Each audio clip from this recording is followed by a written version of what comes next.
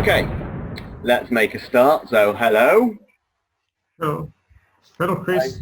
Hi, Rajib. How are you? Oh, well, I'm good. And so, about you, how are things with you? Very good, thank you. It's a bit warm. My hair is going mad in lockdown. I need a haircut. Of course, but your long hair is making you look as a rock star itself. Definitely. All right, so I'm Chris Fielden. This is Rajib Das, and we're going to talk today about Rajib's experience as the editor of Twist Twain, which is an online magazine published in India. And we're going to talk about the Indian publishing industry. So to start with, Rajib, could you talk a bit about your background and why you started Twist Twain? There's not much to say about me. I grew up in Guwahati. It was a town which went on to become an overcrowded city. My father was a gazetted officer and my mother, she's a homemaker. This place where we have our home was originally a village about 70 years back. So at that time, there were very few homes in our area. And there was this river not too far away. The roads were mud and stone. There were no telephones. I remember seeing elephants and cows and fishermen. Well, I was in school run by Christian missionaries. And near our school, there were bookshops selling English comics and novels, like The Famous Five, Nancy Drew, The Three Investigators, and this filled my imagination. And down the years, I have read many a book written by Russian writers, American writers, and British. I wanted to write too. I started with writing poems and getting published in newspapers. Short stories followed, then a novel. I currently work as a senior judicial assistant in Guwahati High Court. I'm engaged in judicial work, something that has nothing to do with literature. So that is the irony of life. And why I started Twist Twain in English. Well, I was educated in English. I had a love for the language. So I had a natural urge to launch an English literary magazine. In Assam, there are magazines in Indian languages, but none that dealt with English literature. I wanted to bring about a sense. But considering the market reality, it was a foolish idea. We don't have a huge English reading public. Launching a magazine in English was just out of the question. But I didn't entirely give up the idea. Again, after many years, while traveling to my workplace, I didn't thought of this magazine. I decided that an online magazine would be a much cheaper option, and it has its advantages. It will reach all corners of the world, unlike print magazines. But for some reason or other, I couldn't start work on it. And finally, in 2018, I made up my mind to get down to serious business, launch a magazine, and weeks of planning followed. I contacted an old school friend who designs websites. I told him about our plans. We discussed the name of our magazine, and in August 2018, Twist Twain came online. It was launched quietly without any fanfare or media publicity. Cool, that's really interesting. So why did you decide to publish Twist Twain in English? Was it to attract a wider audience, or are there so many different dialects and languages in India that it would make publishing problematic if you didn't do it in English? No, in India, we have more than 400 indigenous languages, and English is our official language. As I said earlier, I was educated in English. So naturally, I would want to launch a magazine in English only. Right. That was one reason. That's the main reason. Yeah. And So could you tell us a bit more about the publishing industry in India? We have hundreds of publishers in India, and some are quite reputed. New Delhi is the publishing capital of India, like New York. We have Penguin Random House India. It is the largest English language trade publisher in the continent. Then there is Rolly Books, Rupa Publications, Hachette India, HarperCollins, Penn Macmillan, Tata McGraw-Hill, and some lesser known ones. The publishing industry is a big business in India, but it's not getting not that easy getting published by big time publisher. Either your writing stands out, or you are somebody famous, or you have the right contacts. In India, we have only few literary agents in India, so we have a problem. But even then, we have Indian writers who have won the Booker Prize, the Nobel Prize, and even the Pulitzer. And in Northeast India, we have an English literary body, the Northeast Writers Forum. It was founded in 1996 by Shubha Hazare. He is a writer and a former bureaucrat. And we have some new generation of writers in Assam who are already creating waves. For instance, there is Jahnavi Barua. She was shortlisted for the Man Asian Literary Prize for her novel Rebirth. Then we have Kaushik Barua. His novel Windhorse, published by HarperCollins, dealt with the theme of the Tibetan resistance against the illegal Chinese occupation. This book won him the Young Writer Award from the Indian National Academy of Letters. And then we have also another young writer, Siddhartha Sharma. His novel, The Grasshopper's Run, which was set against the Second World War, won him the Vodafone Crossword Book Award in children's literature category. He's now presently based in Canada, Toronto.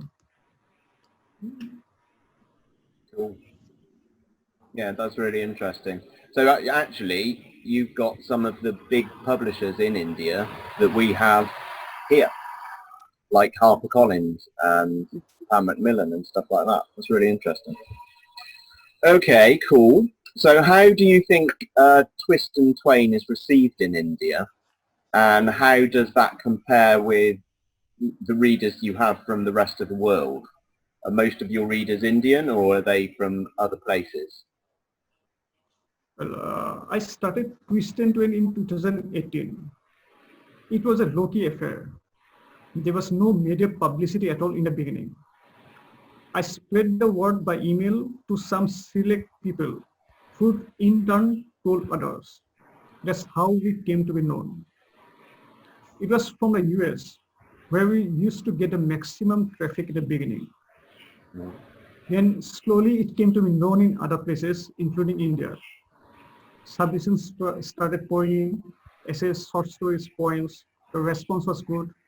We regularly published write-ups from India and other nations, but mostly from the US, and now we're from India too. And we are always quick to reply, and more because we deal with different genres of literature, and that attracted many people. In the beginning, we published almost everything that we received, but now we have become more or less somewhat selective. We no longer publish poems and screenplays. And we find it difficult publishing something if it is not well written. We want authors to maintain a little bit of professionalism. Yeah. Cool. That's interesting as well, because you've got people from all over the world submitting to you, so that's really good. What do you think about, obviously, when you start a magazine like yours, you're doing it with a very low budget. What do you think magazines should do? Should they pay their authors, or do you think they can kind of pay them by giving them exposure, or what do you think about that? Yes, definitely. If the magazine is established and if it is making money from sales and advertisement, this should pay the authors. But this is not the case with our magazine. We are unable to pay our authors, and we make this very frank. Yeah, I think a lot of magazines have that when they start off. They have no budget whatsoever, and it's very difficult. But yeah, as it grows, it's always nice to share the money out. Do you think magazines publish work by established authors or give a fair chance to new writers too? It has been a long trend for many magazines and newspapers and even publishing houses to publish only established names, people who are already known. I totally disapprove of this. Even new writers can have wonderful stories to tell. We need to give them a chance. Our magazine does that. If it is well written, we'll publish a story. We don't care if you have never been published before or if you have never won any awards. Those things don't matter to us. What matters is a story, a content. That's brilliant. We need more magazines like yours to give people a chance. That's really important. It's a bit like the writing challenges I run on my site. Everyone gets published and it gives people that really valuable experience. Yes. Many new writers, they're getting a platform for us. We're giving them some bit of exposure. Yeah, absolutely. Excellent. So a question about you running the magazine now. Do you think that running a magazine has helped you grow as a writer? And if so, in what way? In some ways, yes. I learned how to be more professional, how to write a great story in a few words. But running a magazine without proper publicity has also a flip side. I've invested much time and money, but our hard work has not been rewarded. We do not earn a rupee. And some writers even want the works removed after we have published it. This can be quite frustrating at times. But by the end of the day, we also know that we have made many writers happy by publishing the works. And one day we decided to run a short story contest. This is a turning point for our magazine. It brought us some amount of publicity in newspapers, and more people came to know about us. We have discovered some new voices, amazing new voices, and we are holding a second contest this time again with more prizes. The winner of the first our contest was David Clemenceau from Germany. He wrote a very intense story about refugees fleeing the war-torn nations to some developed nations. That's really cool. And how do you finance the competition? I sponsored with my own money presently. It's a risky affair, but then I think that it is benefiting somebody at least in the long run. Yeah, absolutely. Yeah. There's always a risk running a competition, but I think it's really important. Well, we've discussed this before, haven't we? But yes, it's really important to take that risk and put the money there, and people respect that, I think. Yes, in the beginning I lost some bit of money, but then I think we have made some people happy. Yeah, yes, we plan to run a contest every year, at least for another for 3 or 4 years, and let's see how things turn out. Yeah.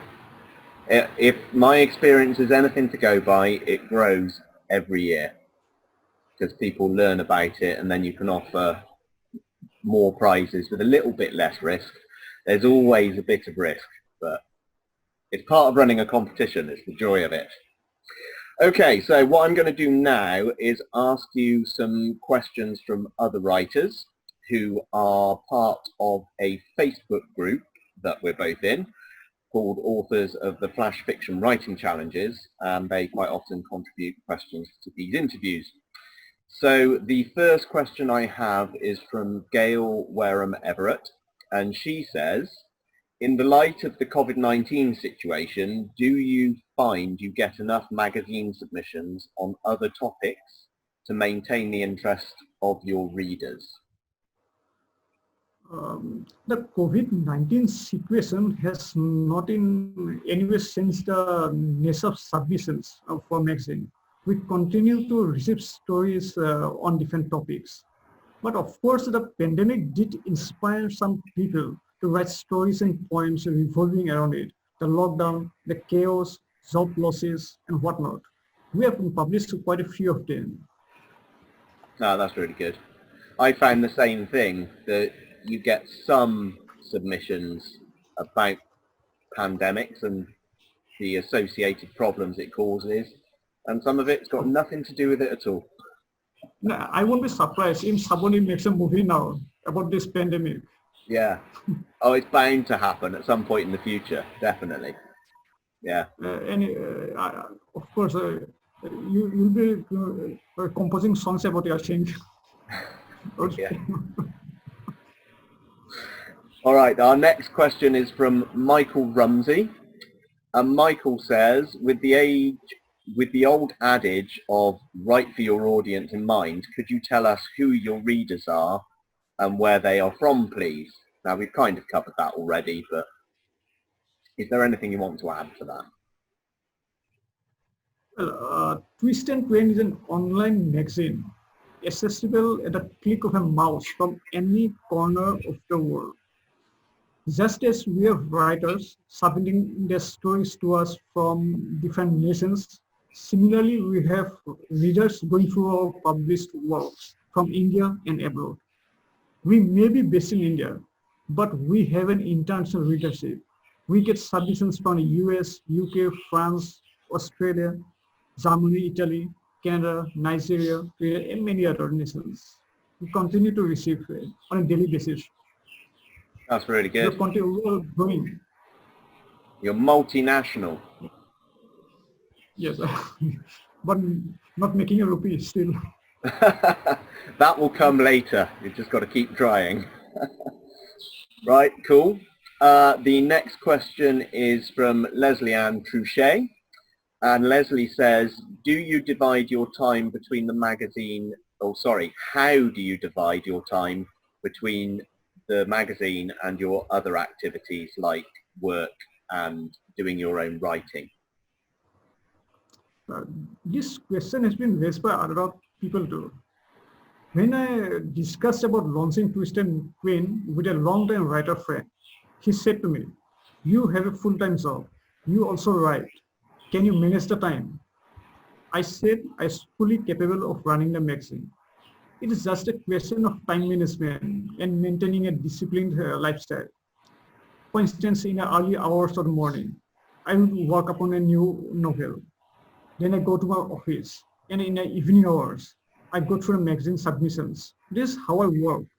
But all the same, it can be pretty exhausting at times and often disappointing when you don't make money from it. I'm just waiting for better days to come.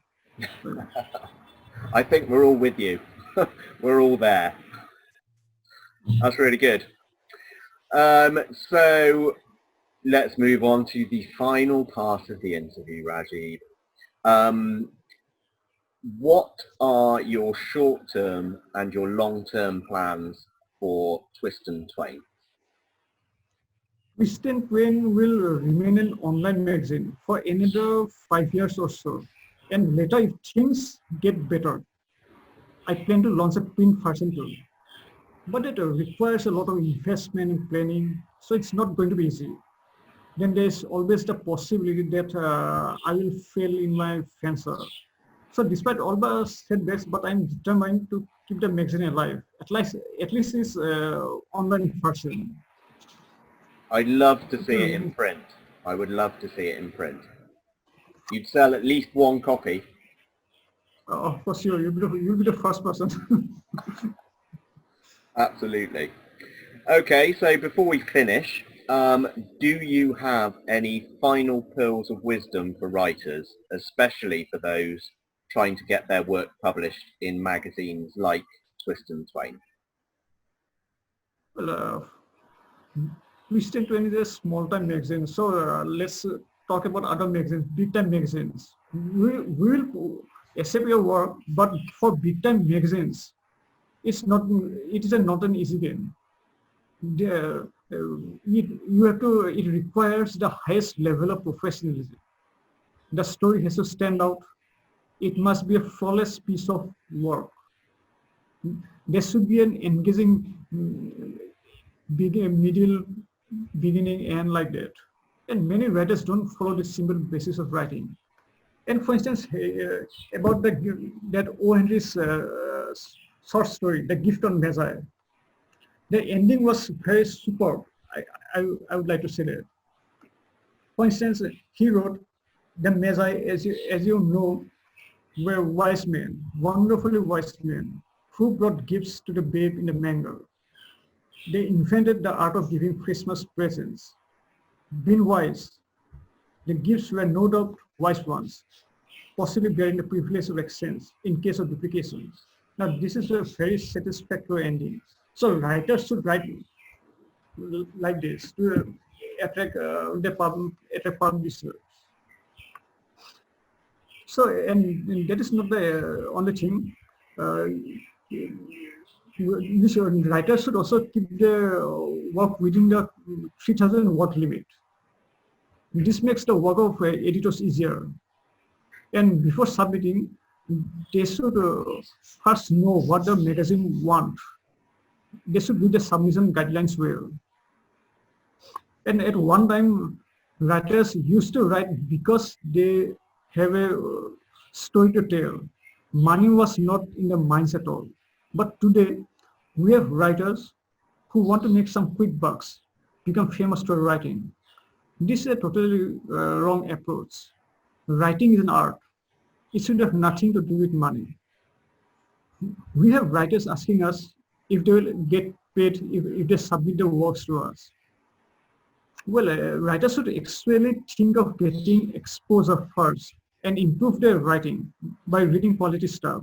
They should start by reading the English classics, the plays of Shakespeare, the poems of Shelley, William Wordsworth, William Butler Yeats, and the like. Reading thrillers is just not the right choice.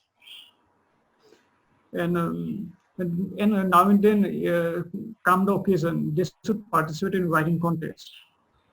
And then we have this friend of writers who want to get published in a hurry. They are always in a hurry to get published. But I think they should give sufficient time. Just keep on polishing the work till it shines. This is the reason why most writers get rejected. They don't give ample time for it. And then, as for me, many writers had this trend of writing directly in their laptops or computers. But I think this actually plays havoc with the imagination.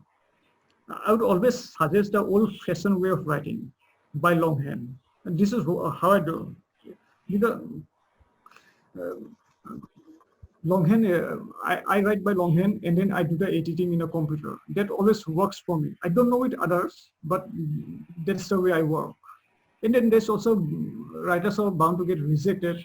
Rejection is a part of life, but then they should not get disillusioned. They should continue to strive to work upon the work. That's brilliant. Thank you, Rajib, for your time and your wisdom and sharing so much interesting information with us. That was really interesting. We shall say goodbye now. So, thanks, Chris. It has been nice talking with you too. Also, you have been doing an awesome job so far, and I wish you much success in the days to come. Thank you very much, Rajib, and the same to you, for sure. Okay.